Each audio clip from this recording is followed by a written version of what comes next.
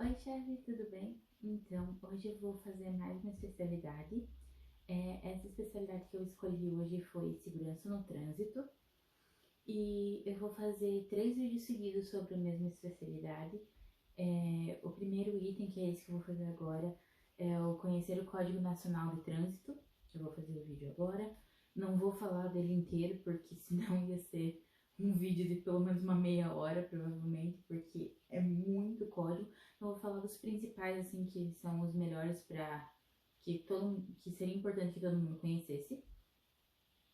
O segundo vídeo que eu vou fazer daqui a pouquinho é conhecer os sinais usados nos cruzamentos pelos policiais do trânsito. E o terceiro é demonstrar que conhece as regras de segurança em caso de acidente com veículos nas ruas e nas estradas. Bom, mas vamos para o que eu vou falar agora, sobre conhecer o Código Nacional de Trânsito. Bom, então vamos lá. Eu vou falar, são mais ou menos uns 13, 15 itens que eu separei aqui, que são os mais importantes, assim, para deixar mais ou menos um resumo do que é importante lembrar. Eu vou dar uma olhada aqui no computador, porque os artigos eles estão aqui. Então eu vou dar uma lidinha assim por cima dos artigos e o que eu anotei aqui, por isso que o computador tá aqui. Então, o primeiro é sinalização de trânsito. Quando nós falamos em sinalização, podemos nos referir tanto a placas, que é o que a maioria das pessoas conhece, como pare, como as placas de lombada, as placas de diminuir velocidade, as placas de faixa de pedestre. Outro pode ser o ato de usar sinais visuais para prevenir os demais condutores quando estiver com um carro parado no acostamento ou pista de rolamento. E o ato do motorista usar a seta, o pisca-pisca que a gente chama, ou o pisca-alerta, para indicar algo aos demais condutores, uma conversão, por exemplo. Ou um sinal de luz também, como a gente usa, às vezes, dá o sinal de luz para avisar que alguém pode passar. Bom, o artigo, ele é bem compridinho, eu vou dar uma lida aqui. No primeiro caso, o artigo 80 do Código de Trânsito Brasileiro diz o seguinte: artigo 80, sempre que necessário, será colocada ao longo da via sinalização prevista nesse código e em legislação complementar, destinada a condutores e pedestres, vedada a utilização de qualquer outra. Ele é bem detalhado, então são milhares de artigos. No segundo caso, o artigo 225, deixar de sinalizar a via de forma a prevenir os demais condutores e à noite não manter acesas as luzes externas ou omitir-se quando as providências necessárias para tomar visível o local quando tiver de remover o veículo da pista de rolamento ou permanecer no acostamento. E 2, a carga for derramada sobre a via e não puder ser retirada imediatamente. É uma infração grave e tem penalidade de multa. Também o artigo 1, o condutor deverá acionar de imediato as luzes de advertência ou pisca-alerta, providenciando a colocação do triângulo de sinalização ou equipamento similar à distância mínima de 30 metros da parte traseira do veículo. Então, são muitos artigos falando especificamente nesse caso sobre a sinalização, que é algo totalmente importante da gente lembrar, principalmente quando a gente, até quem é pedestre, quem não dirige, que é o meu caso, como é o caso de adolescentes, de adultos que não têm carteira, é importante até para os pedestres conhecerem a sinalização, porque caso ocorra algum acidente e a gente precise reportar alguma coisa, talvez, é importante a gente saber o porquê que aquilo aconteceu, como resolver, quem estava certo, o que relatar para a polícia quando você viu. Então, é sempre importante a gente ter uma noção de o que está acontecendo nesses casos. Bom, a próxima coisa é a lei seca. O artigo 165 do Código de Trânsito Brasileiro é o temor de muitos motoristas que gostam de curtir a noite ou de tomar um chopp no happy hour com os colegas de trabalho. O artigo 165 diz: dirigir sob a influência de álcool ou de qualquer outra substância psicoativa que determine dependência é uma infração gravíssima e de penalidade de multa 10 vezes e suspensão do direito de dirigir por 12 meses. Há também um dispositivo descrito no artigo 165-A, que diz que a recusa em submeter-se a teste, exame clínico, perícia ou outro procedimento que permita certificar influência de álcool tem exatamente as mesmas penalidades. A aplicação à prática desse artigo é bastante complexa, então é um artigo também gigantesco. Essa é a principal parte dele, ele é dividido em A, B, C. Essa é a principal parte do artigo, que é basicamente dirigir alcoolizado. Todo mundo sabe que é uma infração gravíssima que pode causar milhares de acidentes e inclusive causa hoje em dia. Mesmo em quem não tem carteira, tem muita gente que gosta de... porque acha que pode dirigir. Um adolescente vai lá, pega o carro dos pais, bebe com os amigos, depois volta para casa, acontece um acidente e não tem o que fazer. É uma coisa que causa milhares de acidentes todo ano, não só no Brasil, como no mundo inteiro. Próximo é os valores das multas. A lei número 3.281 de 2016 trouxe as mais recentes alterações no Código de Trânsito Brasileiro e uma das principais foi quanto ao valor das multas. As multas referentes a infrações cometidas a partir do dia 1º de novembro de 2016 têm os seguintes valores. A infração leve, ela é de R$ 88,38, a infração média, R$ 130,16, uma infração grave, R$ 195,23 e uma infração gravíssima, R$ 293,47. Em alguns casos, há um multiplicador. Tomamos como exemplo o artigo 165, referente a dirigir sobre a influência do álcool. Além da suspensão do CNH, que é a Carteira Nacional de Habilitação, a penalidade aplicada é de multa 10 vezes. Isso significa que o valor da multa de R$ 293,47, que é o valor da infração gravíssima, deve ser multiplicado por 10, tornando R$ 2.934,70. A educação no trânsito. Esse também é um código um pouquinho grande, eu vou dar uma resumida aqui que eu anotei. O Código de Trânsito Brasileiro reserva o capítulo 6 inteiro ao tema Educação para o Trânsito. De acordo com o artigo 74, a educação para o trânsito é direito de todos e constitui dever prioritário para os componentes do Sistema Nacional de Trânsito. Por isso, é obrigatório que cada órgão ou entidade do Sistema Nacional de Trânsito haja uma coordenação educacional. Entre as principais maneiras que o CTB prevê de colocar a educação para o trânsito em prática estão ações na pré-escola e escolas de primeiro, segundo e terceiro graus. As ações listadas no artigo são: a adoção em todos os níveis de ensino de um currículo interdisciplinar com conteúdo programático sobre segurança de trânsito, a adoção de conteúdos relativos à educação para o trânsito nas escolas, de formação para o magistério e o treinamento de professores e multiplicadores, a criação de corpos técnicos interprofissionais para levantamento e análise de dados estatísticos relativos ao trânsito, a elaboração de planos de redução de acidentes de trânsito junto aos núcleos interdisciplinares universitários de trânsito, com vistas à integração universidade-sociedade na área de trânsito. Infelizmente, a distância entre o que manda o CTB e a realidade é grande, pois a educação para o trânsito ainda é pouquíssimo presente no conteúdo da rede de ensino, salvo em eventos como a Semana Nacional do Trânsito.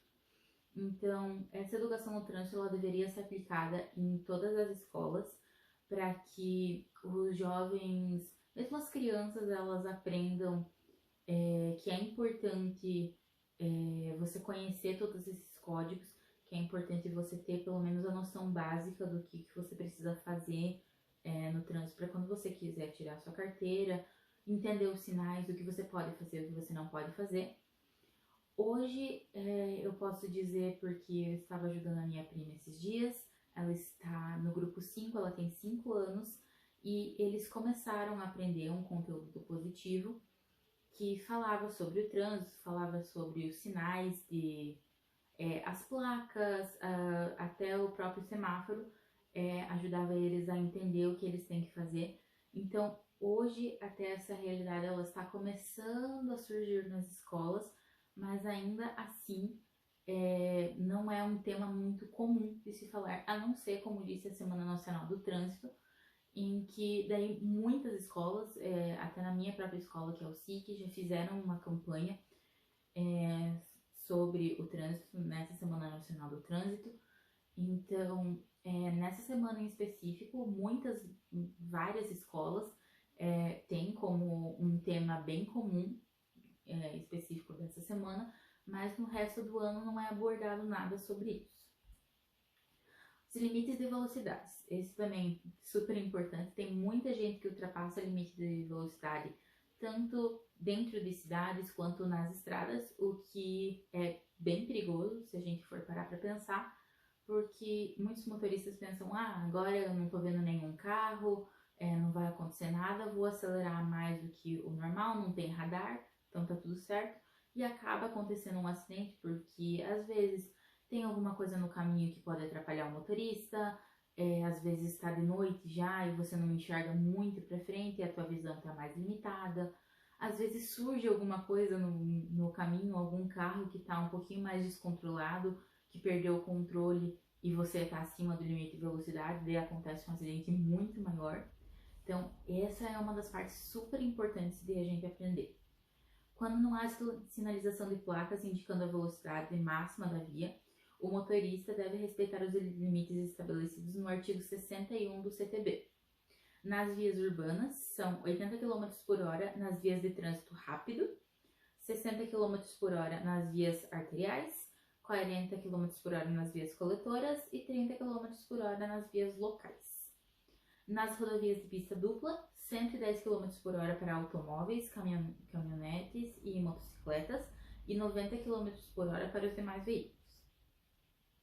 Nas rodovias de pista simples, 100 km por hora para automóveis, caminhonetes e motocicletas e 90 km por hora para os demais veículos.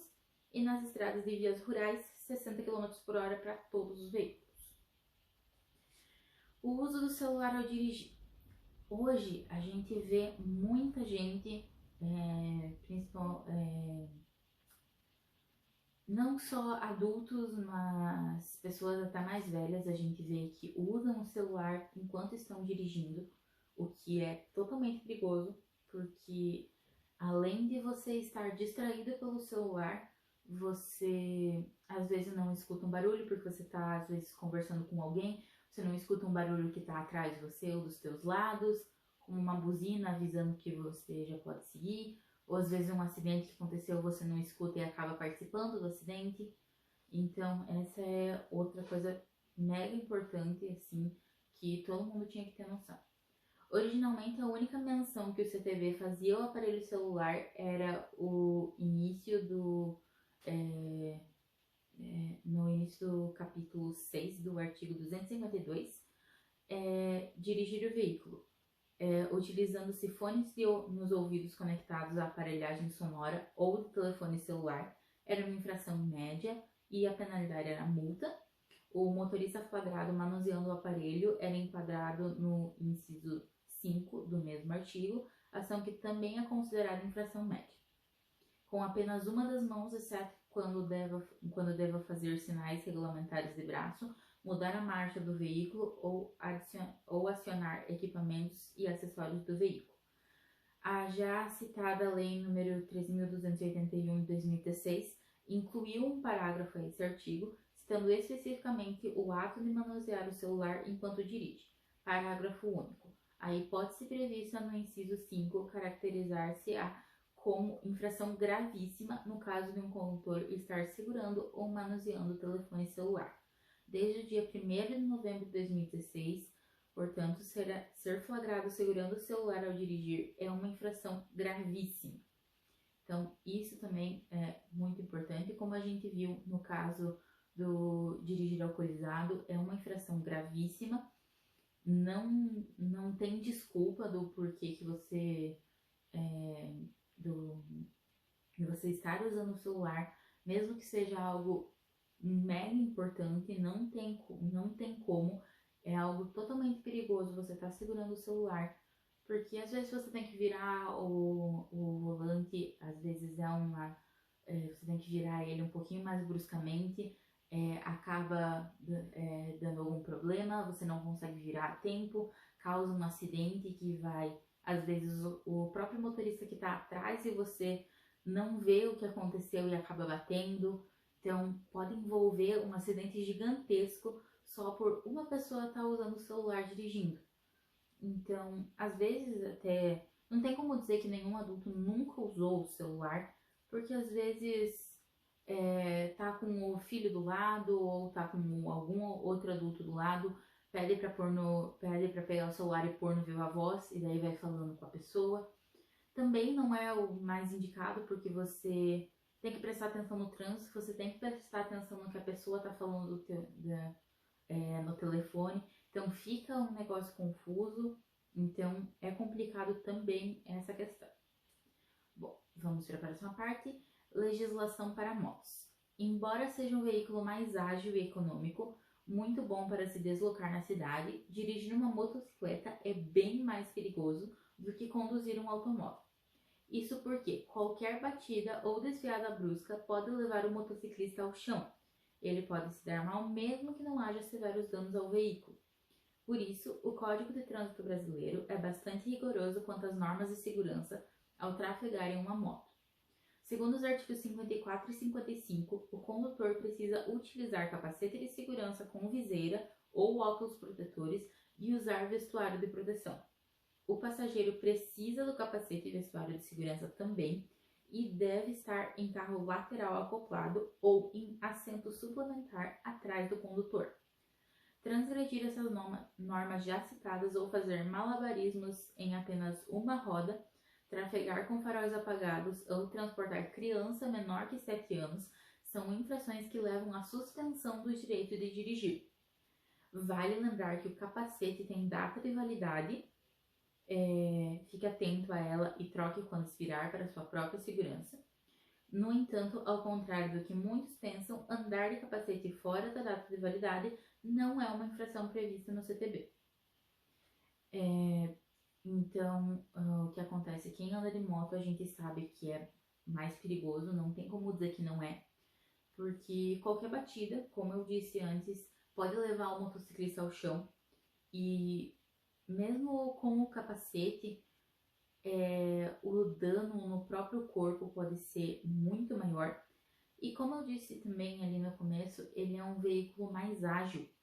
Então, às vezes, alguns motociclistas pensam que podem ultrapassar um sinal que está no amarelo, está quase chegando no vermelho, e às vezes pode levar a bem pior do que você ter só ultrapassado um semáforo, pode ocorrer um acidente muito maior. Então, existem milhares de coisas que envolvem acidentes com motocicletas e, se a gente pode dizer, ocorre muito também, não só no Brasil, como também no mundo. E a gente também vê muita gente, o que a gente fala, dando grau na moto, de ficar só em uma roda empinado. Isso é super perigoso, não só para quem está em cima da moto, quanto para as outras pessoas, porque às vezes pode perder o controle da moto, tem algum carro perto, bate no carro.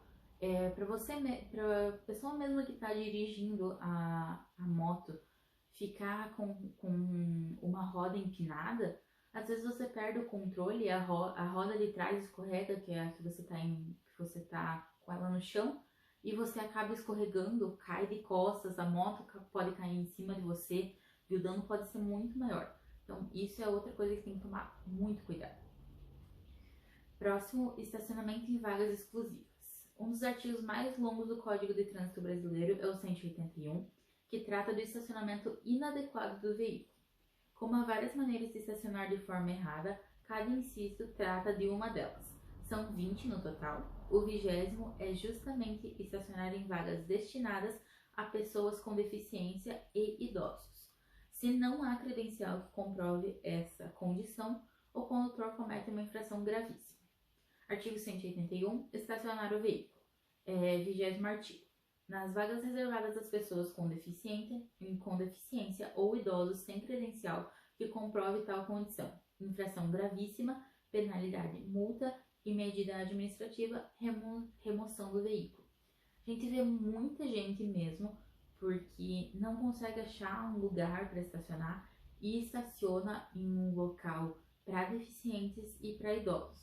O que a gente tem que entender é que esses locais, eles são locais de mais fácil acesso, a gente encontra muitas vezes na frente de bancos ou perto de farmácias, porque são locais em que a locomoção precisa ser rápida. Eles precisam de um espaço mais aberto, um espaço perto do local onde eles querem, normalmente para idosos principalmente, que vão mais no banco quando precisam de alguma coisa ou na farmácia para comprar um remédio. Precisa ser um local de fácil acesso para que eles não precisem caminhar demais, para ser a fácil locomoção de pessoas que usam cadeiras de rodas ou que tem alguma deficiência que precisa de auxílio. E muitas vezes os motoristas que estacionam nesses locais estão atrapalhando essas pessoas que precisam dessa ajuda e acaba atrapalhando todo o trânsito. Porque esses locais específicos, como foi colocado aqui, eles são para essas pessoas para ajudar elas. Então, estacionar nesses locais, você diz, eu tô com pressa de 5 minutinhos. Às vezes não é, às vezes naqueles 5 minutos que você precisa fazer alguma coisa, um idoso ou um deficiente precisa ir para aquele local também. E a próxima vaga é só lá no final da rua. Então pense o que a gente pode pensar. Vamos supor que a gente está falando de uma pessoa de 30 anos de idade e um idoso de 75 anos. A pessoa de 30 estaciona na vaga do idoso. E a única vaga que está sobrando para o idoso é lá no final da rua.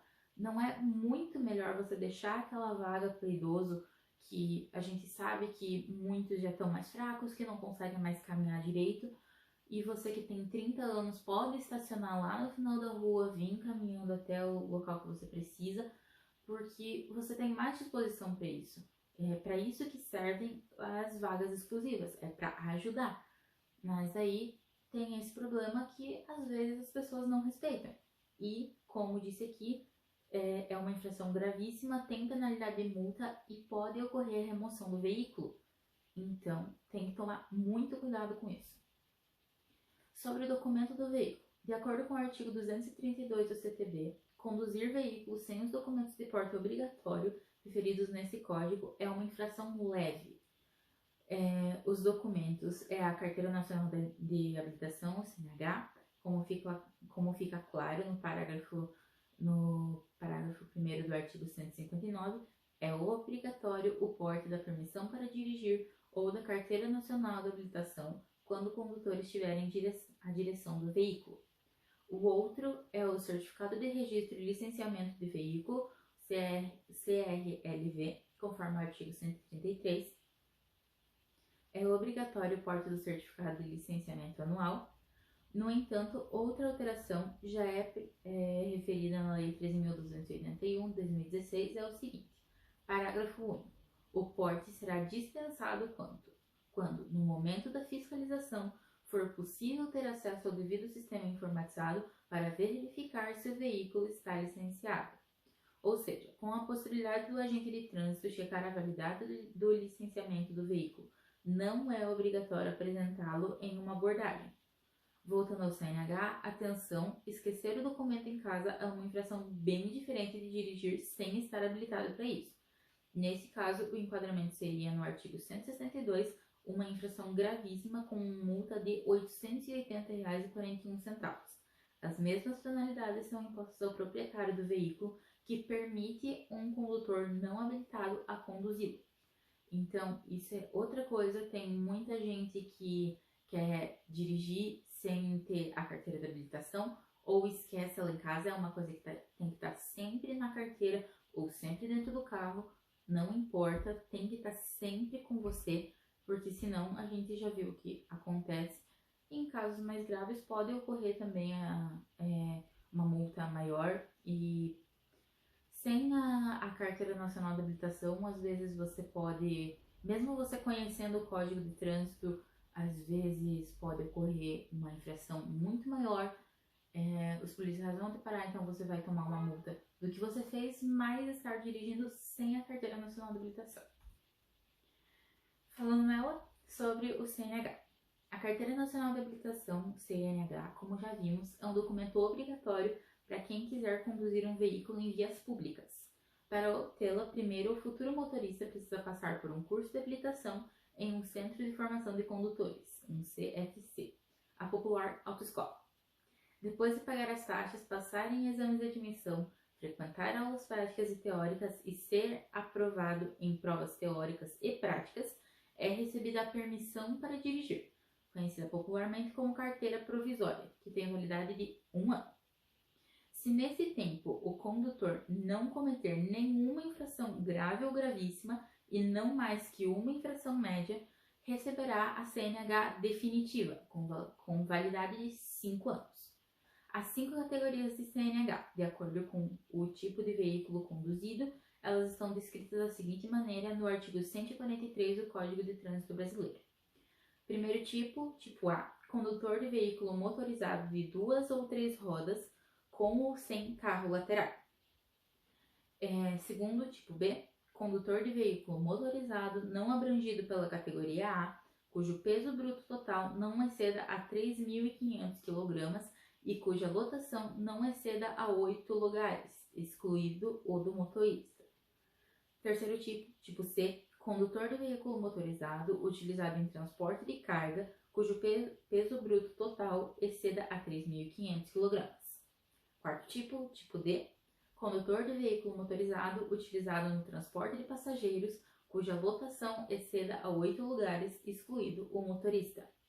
E o quinto tipo, tipo E, condutor de combinação de veículos em que a unidade tratora se enquadre nas categorias B, C ou D e cuja unidade acoplada, reboque, semi-reboque, trailer ou articulada tenha 6.000 kg, 6.000 kg, ou mais de peso bruto total, ou cuja lotação exceda a 8 lugares.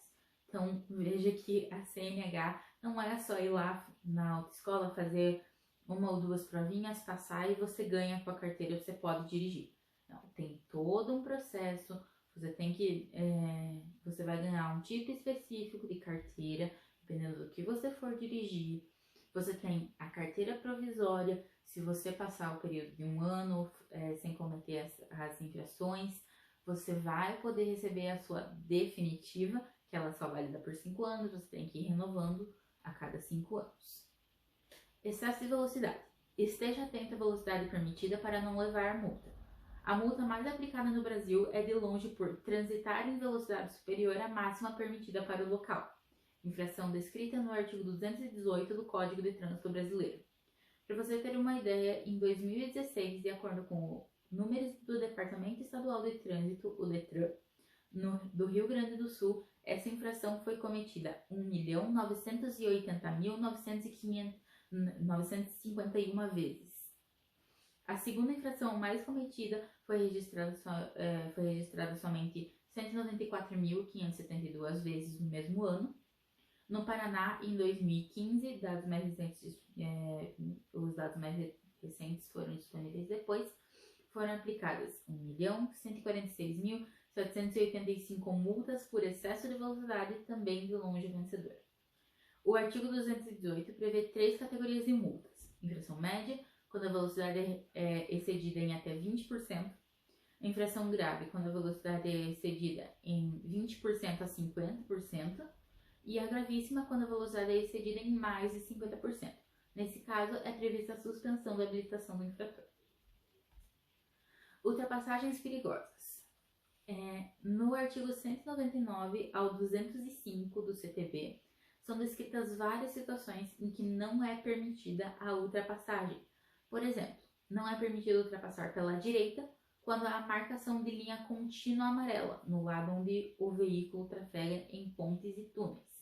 Mas a conduta mais inadequada quando o assunto é ultrapassagem está descrita no artigo 191. Tanto é que a penalidade é multa com multiplicador de 10 vezes, sobre o valor da infração gravíssima e suspensão da CNH. Artigo 191. Forçar passagem entre veículos que, transitando em sentidos opostos, ou seja, um vem de cá e o outro vem de cá, estejam na iminência de passar um pelo outro ao realizar a operação de ultrapassagem. Infração gravíssima, a penalidade é a multa de 10 vezes, a suspensão do direito de dirigir. Parágrafo único. Aplica-se em dobro a multa prevista no caput em caso de reincidência no período de até 12 meses da infração anterior. Ou seja, cometeu a infração, recebeu a penalidade e antes de um período de 2 meses cometeu de novo. Vai ser o dobro da multa de 10 vezes, ou seja, se era 293,17, multiplicou 10 vezes, vai ser multiplicado pelo dobro desses 10 vezes. Então, pense só o valor que você estaria gastando por causa de 2 ultrapassagens. Sobre recurso de multas. Se você quer compreender de verdade a lógica por trás dos recursos de multas, precisa esquecer momentaneamente o que de fato aconteceu na via pública e se ater ao que consta no auto de infração. Veja como ele deve ocorrer segundo o artigo 280 do CTP. Artigo 280. Ocorrendo infração prevista na legislação de trânsito, lavrar-se-á auto de infração, do qual constará tipificação da infração, local, data e hora do cometimento da infração, caracteres da placa de identificação do veículo, sua marca e espécie e outros elementos julgados necessários à sua identificação, o prontuário do condutor sempre que possível, identificação do órgão ou entidade e da autoridade ou agente autuador ou equipamento que comprova a infração, assinatura do infrator sempre que possível, valendo essa como notificação do cometimento da infração. Então, tem tudo isso que quem faz os recursos das multas, tem tudo isso que eles têm que pensar para definir a multa, para definir o tipo da infração que você cometeu. Então, não é só simplesmente, ultrapassei alguém ali, vou levar uma multa. Não, é muito mais complicado que isso. Pedestre também leva multa. Você sabia que o pedestre também é passível de multa? Veja o que diz no artigo 254. Artigo 254. É proibido ao pedestre permanecer ou andar nas pistas de rolamento, exceto para cruzá-las onde for permitido, cruzar pistas de rolamento nos viadutos, pontes ou túneis, salvo onde existe a permissão, salvo quando houver sinalização para esse fim, utilizar-se da via em agrupamentos capazes de perturbar o trânsito ou para a prática de qualquer folguedo, esportes, desfiles e similares, salvo em casos especiais e com a devida licença da autoridade competente. Andar fora da faixa própria, passarela, passagem aérea ou subterrânea e desobedecer a sinalização de trânsito específica. É uma infração leve, a penalidade é multa em 50% do valor da infração de natureza leve. Na prática, porém, isso não acontece porque esse artigo ele nunca foi regulamentado, ou seja, ele não foi estabelecido um procedimento para multar os pedestres. Mas não quer dizer que quem é pedestre pode ficar fazendo esse tipo de infração. Nós temos que respeitar todas as leis como os motoristas. Por isso que a gente tem que ter conhecimento do Código Brasileiro de Trânsito. Itens obrigatórios na bicicleta. Muita gente sabe que o ciclista deve usar alguns equipamentos obrigatórios, dispostos no inciso 6 do artigo 105. O que poucos sabem é que capacete não é um deles. Artigo 105. São equipamentos obrigatórios dos veículos, entre outros, a serem estabelecidos pelo CONTRAN. Para as bicicletas, a campainha, sinalização noturna dianteira, traseira, lateral e nos pedais, e espelho retrovisor do lado esquerdo. É claro que, para sua segurança, é recomendável usar sempre um capacete ao andar de bicicleta na via pública. O que acontece é que o capacete ele não é um item obrigatório, porque como tem as vias de ciclistas, o acidente, a probabilidade de um acidente de um carro com uma bicicleta. Claro, se a bicicleta estiver nas normas dentro dela, com a campainha, com as sinalizações, com o espelho, é muito pequena, porque normalmente a via dos ciclistas é separada por uma mureta de cimento ou normalmente ela é bem separada da rua, então por isso o capacete ele não está escrito aqui, porque a probabilidade de acidente é mínima, mas é sempre importante usar o capacete, porque caso ocorra um acidente, como é o caso das motocicletas, se você bater a cabeça no chão, a probabilidade de você ter um acidente é menor do que se você estivesse sem o capacete, porque ela vai amortecer. Pode ser que não seja tão eficaz quanto um capacete de motocicleta, porque o capacete, não sei se vocês já viram como é feito o capacete, ele é uma camada de um isopor muito forte, com mais a camada externa e o acolchoamento fora dele, que protege toda a cabeça. O capacete de bicicleta é só acima da cabeça, ele é menos seguro, porém é muito necessário, porque é o mesmo caso. Caso você bata a cabeça no chão, o capacete ele vai amortecer a queda da tua cabeça e pode prevenir e causar um traumatismo craniano, por exemplo. Jogar água nos pedestres é uma infração média. Quando tá chovendo, tem muitos motoristas que gostam de passar por cima de poças e molhar os pedestres propositalmente. Isso é uma infração. Está descrito no artigo 171 do Código de Trânsito Brasileiro. Ele está escrito e usar o veículo para arremessar sobre os pedestres ou veículos água ou detritos é uma infração média e a penalidade é multa. Então, isso é outra coisa que muito motorista faz, às vezes só para, quero fazer uma brincadeirinha porque conheço aquela pessoa, mas é uma infração média, não pode fazer de jeito nenhum. Bom, estes foram os itens que eu separei para o primeiro vídeo e agora vamos para o segundo. Eu sei que o vídeo ficou um pouquinho comprido, só que tinha muita coisa para explicar e mesmo assim eu não consegui, não foi explicado todo o código, porque senão realmente eu ia demorar 1 hora e meia para explicar basicamente metade do código de trânsito. Então, é basicamente isso, eu vejo vocês no próximo vídeo.